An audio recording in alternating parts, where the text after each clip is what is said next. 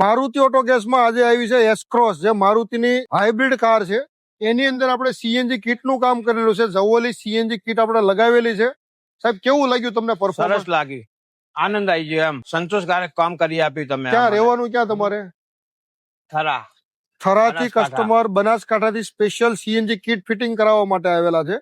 અને આપણે જેવું કસ્ટમરે વિચાર્યું હતું આપણે એવું ને એવું પરફોર્મન્સ આપ્યું છે ને એવું ને એવું આપણે કામ કરીને આપેલું છે. સાહેબ, તમે ટેસ્ટ ડ્રાઈવ લીધો ને તમે? હા, કમ્પ્લીટ પેટ્રોલ જેવો જ પિકઅપ છે. Okay, thank you. હા હા, આવો તમને હું એનું ફિટમેન્ટ બતાવી દઉં. 70,071 કિલોમીટર ગાડી ચાલેલી છે.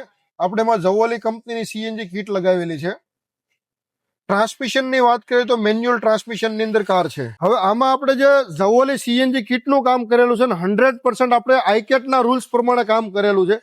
જે આઈકેટ ના રૂલ્સ પ્રમાણે ગેસ ફિલિંગ વાલ છે એ ફ્રન્ટ સાઈડમાં હોવો જોઈએ, તો આપણે ગેસ ફિલિંગ વાલ આપણે ફ્રન્ટ સાઈડમાં કરેલો છે. જે પેટ્રોલ નું ઈસીએમ છે એની એક્ઝેક્ટ બાજુમાં સીએનજી નું ઈસીએમ લગાવેલું છે. આપણે જે પિકઅપ નું વાત કરીએ તો આપણું જે બ્રહ્માસ્ત્ર છે હાઈ બુસ્ટ નું એડવાન્સર હતો, એની અંદર આપણે હાઈ બુસ્ટ નું એડવાન્સર લગાવેલું છે.